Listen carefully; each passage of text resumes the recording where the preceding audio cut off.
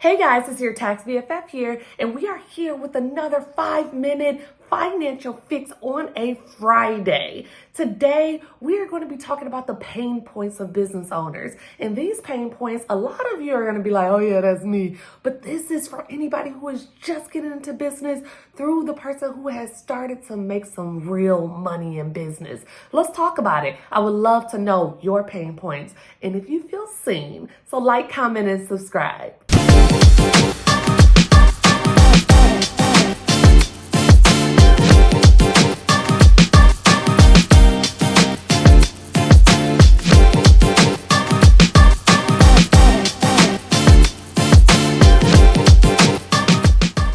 So, business owners have all types of pain points. Life just be life and all throughout the business process. From the time you have that idea and you're like, wow, I'm going to be a millionaire because everybody needs this, up to the point you make your first $500, okay? We have these pain points, and when I say the vast majority of them are financial. You're not making enough revenue. You don't have enough capital. You know you need to expand, but don't know how you're going to make that work. You know you need to hire, don't know how you're going to pay them. Cash flows all over the place. Your finances aren't in order. You're unorganized. You have no clue how much money you've even made or how much money you spent. You are just, you're in a state of, I just don't know. And the math ain't mathing. I get it, because so many people say either I'm not a math person, so I know I'm not going to understand this, or I know math and I'm going to get this down. Here's the thing, two things. One, if you're a math person, yeah, you can add and subtract and you might know a little bit of calc, but do you know accounting and tax law? Then you say, I'm not a math person and I just know I don't know it, but do you at least take knowledge and keen interest on current events? What's going on with this tax code? What happened with the 2017 Tax Cuts and Jobs Act? What can I deduct? These are things you just have to know. But the reason that I made this video is not even to focus on the pain points. It is because this morning I was listening to a live with Jerisha Hawk, a great coach, business coach, and she said, turn your preferences into your policies.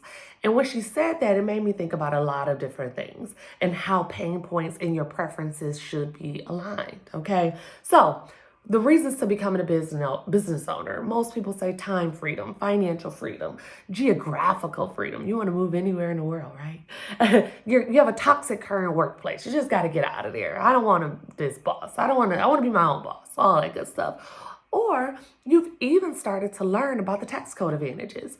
You're making some money in your W-2 and you're like, how does person I know ain't making as much money as me living the way that they live? Probably because they're a business owner. I want to challenge you to look at your preferences for each of those reasons. Time freedom. What does that really mean? Does that mean you want to take 1 to 3 months off for vacation or just downtime each year? Or does that mean you only want to work a certain number of hours every day, right? Time freedom is different for every other person. My time freedom was I just wanted to be present with my kids. I was going to work before they woke up and getting off after they laid down. That was not cool for me. So my time freedom was in maximizing productivity, increasing revenues while doing that in the middle of a workday, a regular one. I wanted a 9 to 5, okay? Time freedom. Time freedom comes with assessing the value of your time, making sure that you know what you're spending your time on. What things are you spending your time on that can be alleviated by hiring staff? What things that you're spending your time on that are not generating additional revenues? And how to really focus on the value of your work. So this could be a pricing change that needs to happen. This can be a hiring decision. This can legit just be stay your butt off of social media all the time and get to work. It depends. So that's number one. Number two, financial freedom. Yeah, you do not have any caps in your business as an entrepreneur. The only cap is your amount of productivity. If you're the only person in your business that can do what you do, you are now held to the amount of money that you can make. What that means is there's only 365 days in a year. If you work every single one of those days for, let's just say 8 hours a day, right? What is the absolute most pie in the sky number you can make? That is your ceiling, period.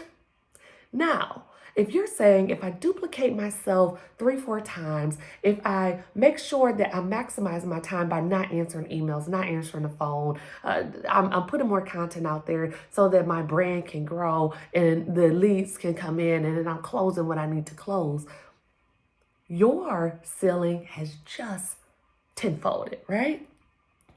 So getting associated with what's actually coming in and how to make it is going to be very important to you. Geographical freedom. A lot of you think that 100K in Michigan is the same as 100K in California, and it is absolutely not. And with social media, we've been learning about the rent prices in New York, and we've been learning about the cost of living in California and value-added taxes and all of that good stuff, right? Well, guess what?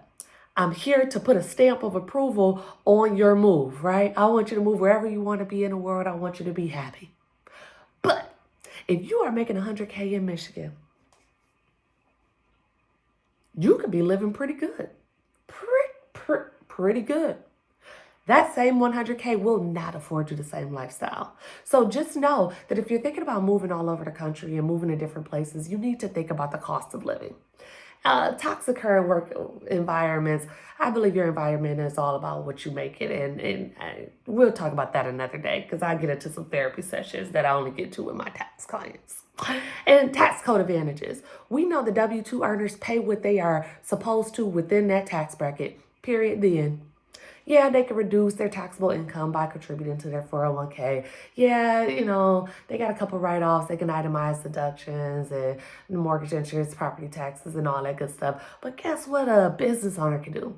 I can pay me before I even assess the value that I need to pay the taxes. I don't know. But I want you to allow your preferences and where you want to be, how much time you want to spend, how much money you want to make. I want you to allow them to make all of your decision making. Now, I mentioned that every one of those pain points and every one of those reasons to become an entrepreneur all had some type of financial and accounting background to them. Why you, my friend, have not looked into an accounting coach, have not looked into a business coach, have not taken advantage of tax code, have not booked a tax planning session, have not watched all of my videos. I don't know. But I'm here to tell you that these pain points are only emotional and they can be taken away with just figuring out what type of support you need. And I'm here to tell you, I'm here for you. So tell me your pain points, lock in with your tax BFF, and allow me to make life just a little bit easier for you by getting those finances organized. Have a great day and a great weekend.